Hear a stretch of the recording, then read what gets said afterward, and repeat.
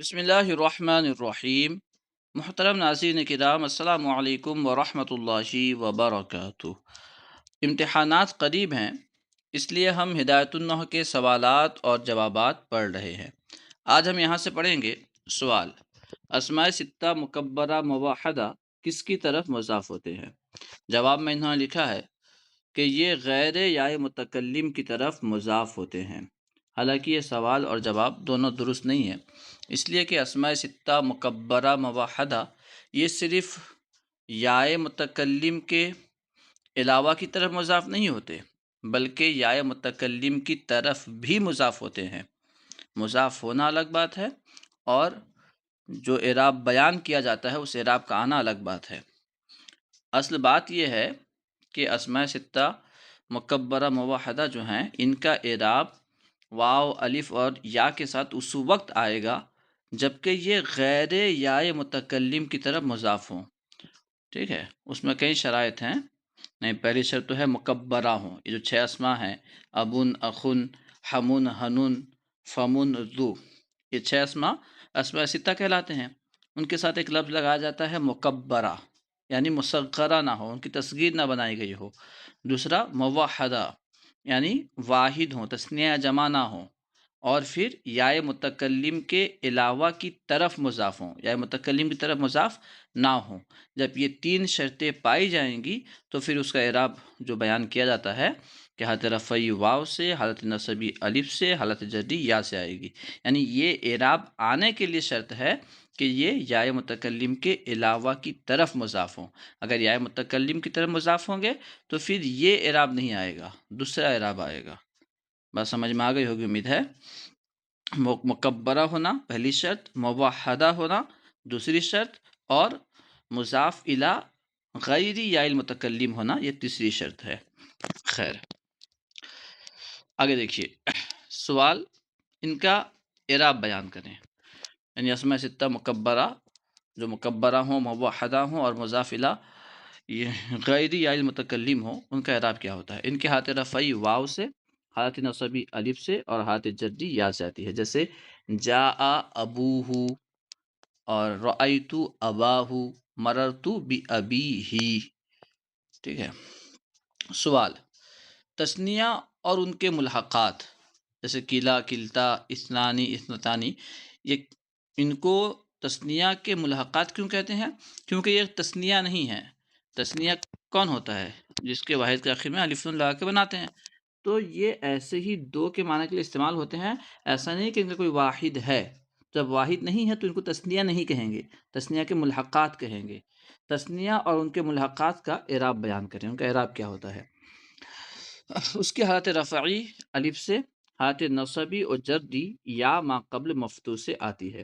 جیسے رجل واحد ہے، اس کا تثنیہ بنے گا رجلانی۔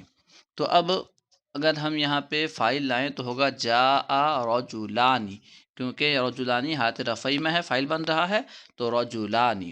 اب وہیں پہ اگر ہم رأیت لگا دیں تو فعل فاعل موجود ہے، مفعول چاہیے، تو رجلینی یہ مفعول بنے گا، اور حالت نصبی یا سے آتی ہے، یا ما قبل مفتوح سے، تو رجلینی، یا سے پہلے زبر۔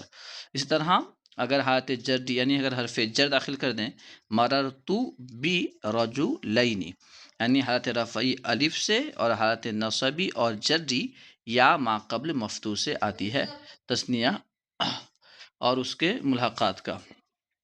اس کے بعد ہے کہ جمع مذکر سالم اور اس کے ملحقات اولو اور عشرونہ کا اعراب بیان کریں۔ جمع مذکر سالم اور اس کے ملحقات میں اولو اور عشرونہ کہا گیا، یہ بھی ویسے ہی ہے کیونکہ یہ جو ہے جمع نہیں ہے۔ ٹھیک ہے، ایسا نہیں کہ ان کا کوئی واحد ہے، اس لیے ان کو ملحقات کہا گیا۔ ان کا اعراب کیا ہے؟ ان کی حالت رفعی واو ما قبل مضموم سے اور حالت نصبی و جری یا ما قبل مکسور سے آتی ہے۔ جیسے ہم کہیں جاء مسلمون، جاء فعل آیا تو مسلمون فاعل بن رہا ہے۔ جب فاعل بن رہا ہے اور فاعل مرفوع ہوتا ہے تو گویا کہ مسلمون یہاں حالت رفعی میں ہے، اور جمع مذکر سالم کی حالت رفعی واو ما قبل مضموم سے آتی ہے، لہذا مسلمون۔ ٹھیک ہے، اور نصبی و جری کس سے آتی ہے؟ یا ما قبل مکسور سے، جیسے رأیت مسلمین، یہ نصبی ہو گیا، اور جری مررت بمسلمین۔ سوال: نون تثنیہ اور نون جمع کا اعراب کیا ہے اور کس حالت میں یہ دونوں گر جاتے ہیں؟ حالانکہ یہ سوال درست نہیں لگ رہا ہے، اس لیے کہ نون تثنیہ اور نون جمع کا الگ سے کوئی اعراب نہیں ہوتا، لیکن اگر کہا جائے تو نون تثنیہ پر ہمیشہ کسرہ آتا ہے اور نون جمع پر ہمیشہ فتح آتا ہے۔ دیکھو جواب میں انہوں نے کیا لکھا ہے کہ نون تثنیہ اور نون جمع ہمیشہ مکسور ہوتے ہیں۔ انہوں نے جو لکھا ہے ہمیشہ مکسور ہوتے ہیں، یہ نون تثنیہ کے لیے تو صحیح ہے، لیکن نون جمع کے تعلق سے کہنا کہ مکسور ہوتے ہیں یہ غلط ہے، کیونکہ نون جمع مفتوح ہوتا ہے نہ کہ مکسور، جیسے مسلمون، ٹھیک ہے، اس طرح زیدون۔ تو نون جمع مفتوح ہوتا ہے، نون تثنیہ جو ہوتا ہے یہ مکسور ہوتا ہے۔ اب مکسور ہونے کی وجہ کیا ہے؟ مکسور ہونے کی وجہ یہ ہے دراصل کہ نون تثنیہ جو ہوتا ہے یہ تنوین کے قائم مقام ہوتا ہے، ٹھیک ہے، جس طرح واحد میں تنوین ہوتی ہے تو نون تثنیہ یہ تنوین کے قائم مقام ہوتا ہے۔ اب تنوین کسے کہتے ہیں؟ نون ساکن کو کہتے ہیں۔ تو اگر ہم یہاں پہ نون کے ساکن لاتے ہیں، جیسے رجلانی ہے، تو اگر نون کو بھی ساکن کر دیتے ہیں تو اس سے پہلے تثنیہ کا الف ہے، الف ساکن ہوگا، نون ساکن ہوگا، اجتماعی ساکنہ لازم آئے گا، تو لہٰذا وہاں پہ حرکت دینی تھی، اور عربی کا قاعدہ ہے اذا حرک حرک بالکسر، جب کسی کو حرکت دی جاتی ہے تو کسرہ کی حرکت دی جاتی ہے، تو اس لیے نون تثنیہ کو کسرہ دے دیا گیا۔ تو پھر نون جمع پر فتح کیوں دیا گیا؟ نون جمع پر فتح اس لیے دیا گیا کہ جمعیت کی وجہ سے، کہ جمع ہے تو بہت سارے افراد پر دلالت کر رہا ہے، اس کی وجہ سے اس میں ثقل پیدا ہو گیا تھا یا ثقیل بن گیا تھا، اور وہ چاہتا تھا کہ اس پر جو ہے کوئی ہلکی حرکت لگائی جائے۔ اگر حرکت نہ دیں تو واو ساکن نون ساکن دو ساکن جمع ہوں گے، حرکت دینا تھا، حرکت دیں گے تو پھر کون سی دیں گے؟ اب کیونکہ کسرہ جو ہے یہ بھاری حرکت سمجھی جاتی ہے، اور تمام حرکتوں میں فتحہ کو اخف الحرکات کہا جاتا ہے، سب سے ہلکی حرکت، لہٰذا وہاں پہ فتحہ دیا گیا۔ خیر، نون تثنیہ اور نون جمع ہمیشہ مکسور ہوتے ہیں، میں نے بتا دیا کہ یہ غلط ہے، نون تثنیہ ہمیشہ مکسور ہوتا ہے، نون جمع ہمیشہ مفتوح ہوتا ہے، اور یہ دونوں اضافت کے وقت گر جاتے ہیں، جب ان کو مضاف کیا جائے تثنیہ کو یا جمع کو تو نون تثنیہ اور نون جمع گر جاتے ہیں۔ سوال: اس میں مقصور کسے کہتے ہیں؟ جواب: جس کے آخر میں الف مقصور ہو، جس اسم کے آخر میں الف مقصورہ ہو اسے اس میں مقصور کہتے ہیں۔ اب سوال پیدا ہوتا ہے کہ الف مقصورہ کسے کہتے ہیں؟ یعنی وہ الف جس کے بعد حمزہ نہ ہو، جس الف کے بعد حمزہ نہ ہو اسے الف مقصورہ کہتے ہیں، جیسے حبلا، بشرا، ٹھیک ہے۔ سوال: اس میں مقصور اور مضاف الی یا کا اعراب بیان کریں۔ اس میں مقصور کا اعراب کیا ہے اور وہ اسم جو یا کی طرف مضاف ہو اس کا اعراب کیا ہے؟ جواب: ان کی حالت رفعی ضمہ تقدیری سے، ضمہ سے آتی ہے مگر تقدیری ہوتی ہے جو لفظوں میں ظاہر نہیں ہوتی، اور حالت نصبی فتحہ تقدیری سے، اور حالت جری کسرہ تقدیری سے آتی ہے، یعنی ان دونوں کی تینوں حالتیں، حالت رفعی، نصبی، جری، تینوں حالتیں تقدیری ہوتی ہے۔ تقدیری ہونے کی وجہ کیا ہے؟ اب اس میں مقصور میں کیونکہ آخر میں الف ہوتا ہے، اب الف جو ہے حرکت کو قبول نہیں کرتا، اگر الف پہ حرکت آئے تو پھر وہ حمزہ بن جاتا ہے، تو لہٰذا اس پہ جو اعراب ہوگا ضمہ ہو، فتحہ ہو، کسرہ ہو، وہ تقدیری ہوگا۔ اور مضاف الی یا، اب اس میں جو ہے اس سے پہلے والا جو ہے یا کی وجہ سے وہ اس پہ کسرہ آ چکا ہے، وہ ایک دوسرے حرکت کے ساتھ مشغول ہو چکا ہے، لہٰذا اب اس پہ اعراب ظاہر نہیں ہوگا، اس لیے کہا جائے گا کہ یہاں پہ ضمہ، فتحہ، کسرہ تینوں جو ہے تقدیری ہے۔ سوال: اس میں منقوص کی تعریف لکھیں۔ اس میں منقوص کسے کہتے ہیں؟ اس میں منقوص وہ ہے، یعنی وہ اسم ہے جس کے آخر میں یا ما قبل مکسور ہو، یعنی وہ اسم جس کے آخر میں یا ہو اور اس سے پہلے، اس یا سے پہلے کسرہ ہو، تو اس اسم کو اس میں منقوص کہتے ہیں۔ اس میں منقوص کا اعراب بیان کریں۔ اس میں منقوص کا اعراب کیا ہے؟ جواب: اس کی حالت رفعی ضمہ تقدیری سے، اس میں منقوص کی حالت رفعی بھی تقدیری سے آتی ہے، یعنی لفظوں میں پڑھا نہیں جائے گا، اور حالت نصبی فتحہ لفظی سے، حالت نصبی جو ہوتی ہے اس میں لفظاً فتح ہوتا ہے، اسے پڑھا جائے گا، اور حالت جری کسرہ تقدیری سے آتی ہے، یعنی اس میں منقوص کی حالت رفعی اور حالت جری تقدیری ہوتی ہے، جبکہ حالت نصبی لفظی ہوتی ہے۔ جیسے ہم کہہ سکتے ہیں، مان کے چلو جاء القاضی، قاضی رأیت القاضیہ مررت بالقاضی، تو قاضی اس میں منقوص ہے کیونکہ آخر میں یا ہے، اس سے پہلے کسرہ ہے. ہاں لیکن یاد رہے کہ اگر یہ نکرہ ہو، اس میں منقوص اگر نکرہ ہو تو پھر اس کی حالت رفعی اور حالت نصبی جو ہے یہ حذف یا سے آئے گی، یعنی تنوین آ جائے گی. یعنی جیسے جاء قاضن، مررت بقاضن، لیکن حالت نصبی جو ہوگی وہ فتح کے ساتھ آئے گی، جیسے رأیت قاضین.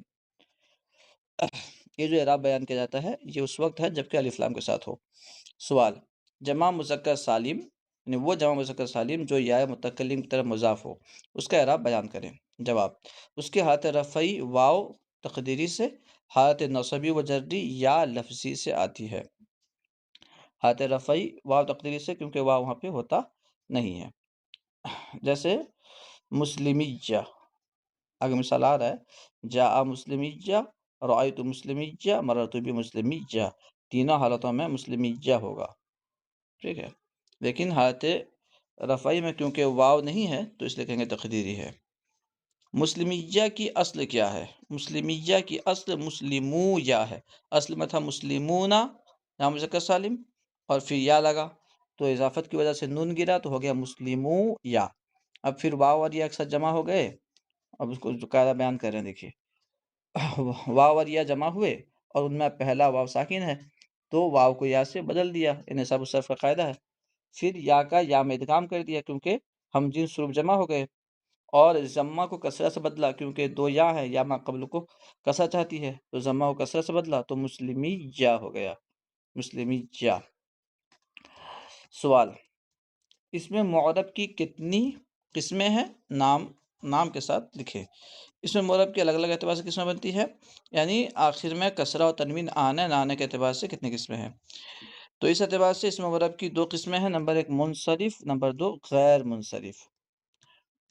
منصرف کی تعریف لکھیں. منصرف کسے کہتے ہیں؟ منصرف وہ اس میں معرب ہے جس میں 9 اسباب میں سے نہ 2 پائے جائیں، 9 اسباب جو اسباب منع صرف ہے ان میں سے نہ 2 سبب پائے جائے اور نہ ہی ایک پایا جائے، ایک ایسا سبب پایا جائے جو 2 کے قائم مقام ہو.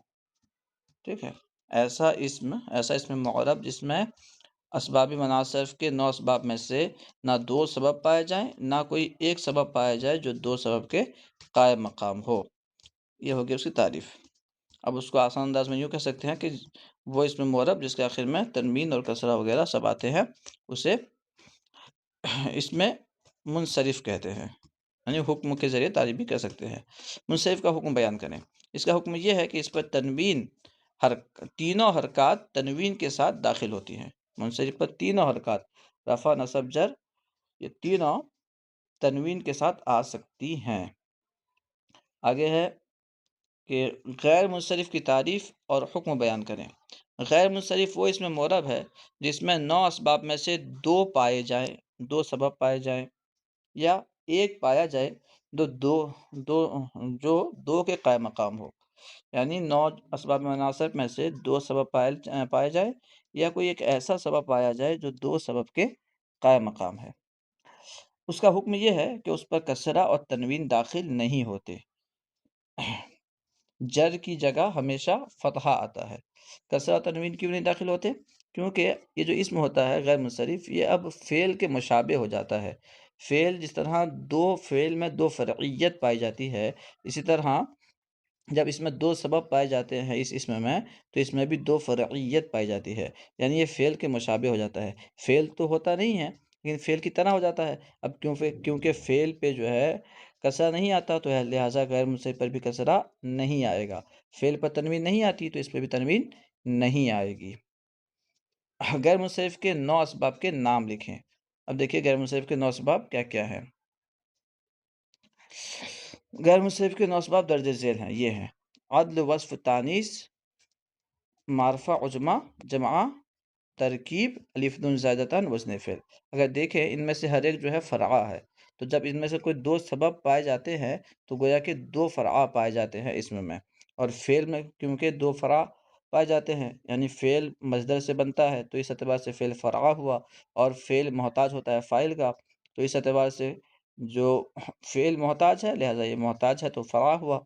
تو جس طرح فعل میں دو فرعیت پائی جاتی ہے، تو جب دو سبب پائے جاتے ہیں اس میں بھی دو فرعیت پائی جاتی ہے۔ جیسے عدل ہے یعنی اسے اس کے اصل سے پھیر دیا گیا ہے، تو اصل یہی ہے کہ اصل سے پھیرا نہ جائے، تو جب عدل ہوا تو اس میں جو ہے یہ فرع بن گیا۔ وصف، اسما میں اصل یہ ہے کہ اس میں ذات ہو، اس میں وصف نہ ہو، تو وصف ہونا یہ فرع ہے، کیونکہ وصف بھی محتاج ہوتا ہے ذات کا، کسی کا وصف ہوگا، وصف قائم بھی ذاتی ہی نہیں ہے، تو اس اعتبار سے یہ بھی فرع ہوا۔ تانیث، تو اسما میں اصل تذکیر ہے، مذکر ہونا اصل ہے، تانیث یہ فرع ہے، تو یہ بھی فرع ہوا۔ معرفہ، اسم میں اصل نکرہ ہونا ہے، یعنی خاص ہونا نہیں ہے، نکرہ ہونا یہ اصل ہے اسما میں، تو معرفہ جب کسی کے لیے خاص ہو گیا تو یہ بھی فرع بن گیا۔ عجمہ، جب عربی ہم پڑھ رہے ہیں تو عربی میں اصل عربی ہونا ہے، نہ کہ جمی ہونا۔ اور جمعہ، تو اسما میں اصل واحد ہونا ہے، جمع تو فرع ہے، اس میں اضافہ کے بعد جمع بنتا ہے، تو اس میں بھی فرعیت آ گئی۔ ترکیب، تو اس میں اصل یہ ہے کہ وہ اکیلا رہے، نہ کہ دوسرے سے مل کر بنا ہو، تو یہ بھی فرع ہو گیا۔ الف نون زائدتان، اصل یہ ہے کہ اس میں کوئی زائد نہ ہو، ٹھیک ہے، زیادہ بھاری نہ ہو۔ وزن فعل، جب یہ اسم ہے تو اسم کو وزن پر ہونا چاہیے، جب فعل کو وزن پر ہے تو یہ بھی فرع ہوا۔ تو ان تمام اسباب میں فرعیت پائی جاتی ہے، تو ان میں سے جب دو سبب پائے جاتے ہیں تو فعل میں بھی دو فرعیت پائی جاتی ہے، تو یہ اسم میں بھی دو فرعیت پائی جاتی ہے، تو یہ اسم جو ہے فعل کے مشابہ ہو جاتا ہے۔ جب فعل کے مشابہ ہو جاتا ہے، فعل پر کسرہ تنوین نہیں آتی، لہٰذا غیر منصرف پر بھی کسرہ تنوین نہیں آئے گی۔ انشاءاللہ عز و جل ہم مزید سوالات اور جوابات دوسری ویڈیو میں پڑھیں گے۔ السلام علیکم۔